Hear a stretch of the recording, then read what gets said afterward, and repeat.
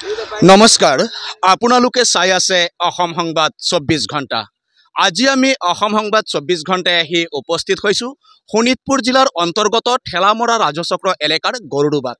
আৰু গৰুডুবাত যোৱাকালি নিশা সংঘটিত হৈছে এক গুলীচালনাৰ ঘটনা। কোনো অজ্ঞাত দুৰ্বৃত্তই এটা পোহনীয়া কুকুৰক গুলিয়াই থৈ যায় এই গৰুডুবাত। আৰু ইয়াকে লৈ এতিয়া চাঞ্চল্য বিৰাজ কৰিছে গৰুডুবাত, কিয়নো বিগত সময়ছোৱাত গৰুডুবাত কেইবাটাও কুটাঘাতমূলক ঘটনা সংঘটিত হৈ গৈছে। আৰু তাৰ পিছতে পুনৰ যোৱাকালি নিশা গৰুডুবাত সংঘটিত হৈছে এই গুলীচালনাৰ ঘটনা। ইয়াতে নাৰদ খনাল নামৰ এগৰাকী লোকৰ পোহনীয়া কুকুৰ এটাক পথতে কোনোবা দুৰ্বৃত্তই গুলিয়াই থৈ যায়, কুকুৰটোক আঘাতপ্ৰাপ্ত কৰি থৈ যায় গুলীবিদ্ধ কৰি। আৰু ইয়াকে লৈ এতিয়া অঞ্চলজুৰি তীব্ৰ চাঞ্চল্য বিৰাজ কৰিছে। আমি দেখুৱাই আছোঁ সামগ্ৰিক পৰিৱেশ। এয়া হৈছে ঠেলামৰা ৰাজচক্ৰ এলেকাৰ গৰুডুবাৰ নাৰদ খনালৰ ঘৰ। আৰু এই ঘৰৰ মালিকৰে আছিলে পোহনীয়া কুকুৰ, আৰু এই কুকুৰটোক এই পথতে গুলিয়াই থৈ গৈছে কোনো দুৰ্বৃত্তই। আৰু ইয়াকে লৈ এতিয়া সমগ্ৰ অঞ্চলজুৰি তীব্ৰ চাঞ্চল্য বিৰাজ কৰিছে। আৰু ইতিমধ্যে ঠেলামৰা আৰক্ষী ঘটনাস্থলীত উপস্থিত হৈ এই কুকুৰটোক উদ্ধাৰ কৰি চিকিৎসাৰ ব্যৱস্থা কৰিছে। আৰু এই ক্ষেত্ৰত স্থানীয় লোকে এতিয়া আৰক্ষী প্ৰশাসনে আৰু ইয়াৰ উচিত তদন্ত কৰিবলৈ দাবী উত্থাপন কৰিছে। আমি ইয়াৰ স্থানীয় লোকৰ পৰা মতামত লোৱাৰ চেষ্টা কৰিম। আৰু প্ৰথমতেই আমি গাঁওৰক্ষী বাহিনীৰ যি সম্পাদক আছে আমি তেখেতৰ পৰা এই কথা জনাৰ চেষ্টা কৰিম। কি ক'ব, যোৱাকালি কোনো অচিনাক্ত দুৰ্বৃত্তই নিশাৰ সুযোগ গ্ৰহণ কৰি এটা পোহনীয়া কুকুৰক পথত গুলিয়াই থৈ গ'ল, কি ক'ব? এইটো এটা দুৰ্ভাগ্যজনক কথা। আমাৰ মানে প্ৰশাসনৰ বিষয়াসকল থাকোঁতে, থানাৰ বিষয়াসকল থাকোঁতে তেওঁলোকৰ মাজতে পহৰাৰত টহলদাৰী দলৰ ওচৰতে নতি দূৰতে এটা দুৰ্ভাগ্যজনক ঘটনা হোৱাটো আমি খুবেই বেয়া পাইছোঁ। আৰু প্ৰশাসনে যাতে এই ব্যৱস্থাটো আৰু কটকটীয়া কৰি গাঁৱৰ সুৰক্ষাৰ ব্যৱস্থাত মনোনিযোগ কৰে যেন সেইটোৱে আমি আশা কৰোঁ। হয়, ইতিমধ্যে শুনিলে তেখেতলোকে এতিয়া শংকিত হৈছে, কিয়নো যিহেতু এটা পোহনীয়া কুকুৰক গুলীবিদ্ধ কৰি থৈ গ'ল দুৰ্বৃত্তই। আৰু ইয়াতে আছে স্থানীয় যুৱক, আমি তেখেতৰ পৰাও কিছু কথা জনাৰ চেষ্টা কৰিম। কি ক'ব, যোৱাকালি নিশা এক গুলীচালনাৰ ঘটনা সংঘটিত হৈছে গৰুডুবাত। হয়, পোনপ্ৰথমে ক'ব লাগিব ইয়াত অসম আৰক্ষী আৰু অসম চৰকাৰৰ চৰম ব্যৰ্থতা।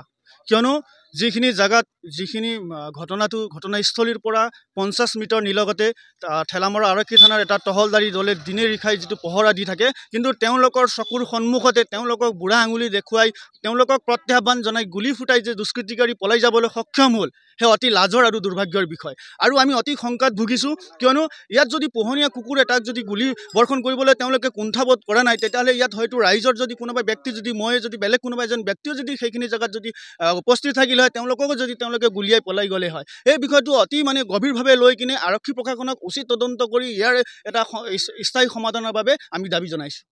আৰু ইয়াত স্থানীয় যুৱক আছে, আমি তেখেতৰ পৰাও কিছু কথা জনাৰ চেষ্টা কৰিম। কি ক'ব, যোৱাকালি যি ঘটনা সংঘটিত হৈ গ'ল নিশা? হয়, যোৱাকালি যিটো ঘটনা হৈছে এইটো বৰ ভয়াৱহ পৰিৱেশ।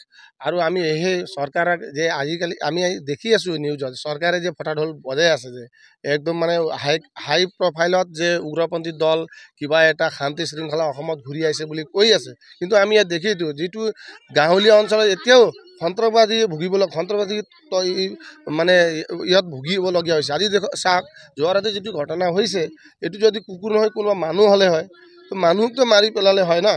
তো আমি এই চৰকাৰক বা পুলিচ প্ৰশাসনক এই আহ্বান জনাওঁ যে ওপৰ মহলত যে শান্তি শৃংখলা কৰি নহ'ব, যি গাঁৱত চহৰ অঞ্চলত থকা মানুহবিলাকে শান্তিত থাকিবলৈ দিব লাগিব চৰকাৰ বা প্ৰশাসনে। সেই অসম আৰক্ষীক আমি আৰু আহ্বান জনাওঁ যে আজি যিটো ছিকিউৰিটি ব্যৱস্থা কৰাৰ ওচৰতে 500 মিটাৰ ওচৰতে 50 মিটাৰ ওচৰতে যদি এনেকুৱা ঘটনা হয়, তেনে আৰু কেনেকৈ ঘটনা হ'বলগীয়া বাকী আছে। এইবিলাক যে আমাৰ গাঁৱলীয়া পৰিৱেশটো অলপ ভালকৈ চোৱা চিতা কৰি ছিকিউৰিটি ব্যৱস্থা কটকটীয়া কৰি দিয়ে, সেই আমাৰ অনুৰোধ জনাওঁ। হয়, ইতিমধ্যে শুনিলে যিহেতু নিশা সংঘটিত হৈছিলে এই গুলীচালনাৰ ঘটনা, আৰু গুলীবিদ্ধ হৈছিলে এটা কুকুৰ। আমি দেখুৱাই আছোঁ সামগ্ৰিক পৰিৱেশ, এই স্থানতে হৈছিলে এই ঘটনা। আৰু এয়া হৈছে ঠেলামৰা আৰক্ষী থানা এলেকাৰ গৰুডুবা অঞ্চলৰ দৃশ্য। আৰু গৰুডুবাত নিশা কোনো অচিনাক্ত দুৰ্বৃত্তই এটা পোহনীয়া কুকুৰক গুলীবিদ্ধ কৰি থৈ যায়। আৰু ইয়াক লৈ এতিয়া শংকা বিৰাজ কৰিছে এই অঞ্চলত। আৰু এই অঞ্চলৰ ৰাইজে এতিয়া কটকটীয়া নিৰাপত্তাৰ দাবী কৰিছে, কিয়নো যিহেতু বিগত সময়ছোৱাতো এই অঞ্চলত কেইবাটাও কুটাঘাতমূলক ঘটনা সংঘটিত হৈছিলে। পুনৰ যিহেতু নিশা এটা পোহনীয়া কুকুৰক কোনোবা দুৰ্বৃত্তই গুলীচালনা কৰি গুলীবিদ্ধ কৰি থৈ গ'ল, ইয়াক লৈ এতিয়া অঞ্চলজুৰি তীব্ৰ উত্তেজনাই বিৰাজ কৰিছে। হৈছে আৰু এই ঘৰৰে আছিলে পোহনীয়া কুকুৰটো আৰু পোহনীয়া কুকুৰটোক কোনো অচিনাক্ত দুৰ্বৃত্তই গুলীবিদ্ধ কৰি থৈ গ'ল আৰু ইয়াকে লৈ এতিয়া সকলোৱে শংকাত ভুগিছে আৰু আৰক্ষী প্ৰশাসনক কঠোৰ ব্যৱস্থা ল'বলৈ আহ্বান জনাইছে আৰু ইতিমধ্যে ঠেলামৰা আৰক্ষীয়ে এই গুলীবিদ্ধ কুকুৰক উদ্ধাৰ কৰি চিকিৎসাৰ ব্যৱস্থা কৰিছে। আমি দেখুৱাই আছোঁ সামগ্ৰিক পৰিৱেশ এয়া হৈছে ঠেলামৰা ৰাজচক্ৰ এলেকাৰ অৰ্থাৎ ঠেলামৰা আৰক্ষী থানাৰ এলেকাধীন গৰুডুবাত দৃশ্য আৰু গৰুডুবাত এনেদৰেই সংঘটিত হৈছে নিশা এই গুলীচালনাৰ ঘটনা আৰু এই ক্ষেত্ৰত নিশ্চয় শোণিতপুৰ জিলা প্ৰশাসনে কঠোৰ তদন্তৰ ব্যৱস্থা কৰিব। আমিও তাৰে কামনা কৰোঁ আৰু সকলোৱে অসম সংবাদ 24 ঘণ্টা চাই থকাৰ কাৰণে মই প্ৰশান্ত বৈশ্যই ঠেলামৰা ৰাজচক্ৰ এলেকাৰ গৰুডুবাৰ পৰাই সকলোলৈ ধন্যবাদ জ্ঞাপন কৰিছোঁ।